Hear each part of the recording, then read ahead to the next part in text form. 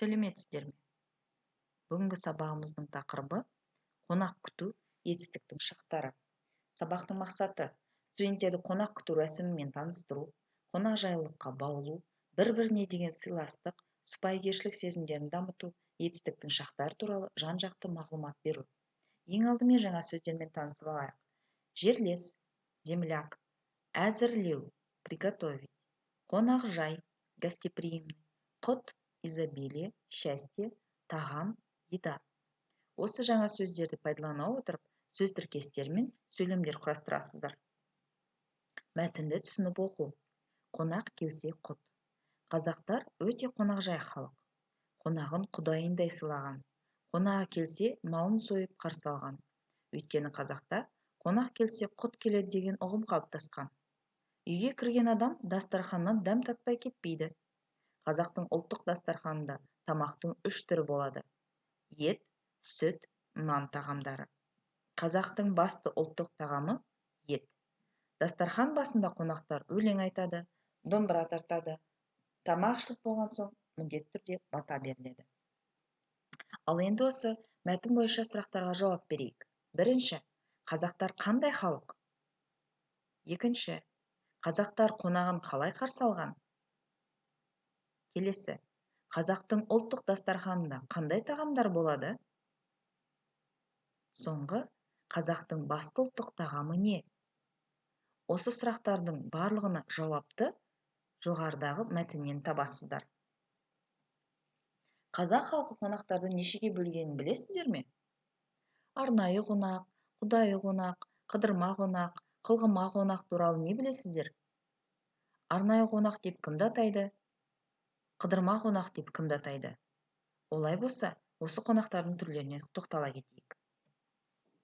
Қазақ халқы қонақтарды арнайы қонақ, яғни арнайы шақырылатын қонақ деп бөлген. Құдайы қонақ, жолаушылар келе жатып түстеніп, не бір күн түнеп шығатын қонақты атаған. Қыдырма қонақ, алыстан ағайын, туған туыстарын арнайы іздеп келіп, бір немесе бірнеше күн олардың сый құрметін көріп қайтатын қонақты атаған. Қылғыма қонақ, қай үйден түтін шықса, қай үйге қонақ келсе, соны аңдып жүріп кеп қалатын сүйкімсіз қонақты атаған. Міне, қазақтар қонақтарды осылай бірнеше түрге бөлген екен. Келесі, біздің грамматикалық тақырыбымыз етістік. Етістік заттың іс-әрекетін білдіретін сөз табы. Етістік қандай сұрақтарға жауап береді? Етістік не істеді, қайтты деген сұрақтарға жауап береді. Іс-қимыл, амал-әрекеттің жасалу тәсілін етістіктің шақ категориясы білдіреді. Амал-әрекет, іс-қимыл үнемі белгілі бір мезгілде, шақта жүзеге асырылады. Етістіктің шағы сөйлеушінің сөйлеп тұрған кезімен байланыстыра айқындалады. Осы ерекшелігіне қарай, қазақ тіліндегі етістіктің шақ категориясы 3 түрге бөлінеді. Осы шақ, ол нақ осы шақ, ауыспалы осы шақ болып бөлінеді. Өткен шақ, бұрынғы өткен шақ, жедел өткен шақ, ауыспалы өткен шақ болып бөлінеді.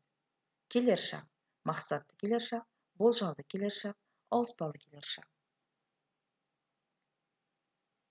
Осы шақ дегеніміз настоящее время, өткен шақ прошедшее, келер шақ это будущее. Өткен шақ іс-қимыл әрекеттің сөйлеушінің хабарлап тұрған мерзімінен бұрын болғандығын білдіреді. Іс-әрекеттің хабарлау уақытына бұрын, жақында болғандығына, яғни мағына ерекшелігіне қарай өткен шақ 3 түрге бөлінеді.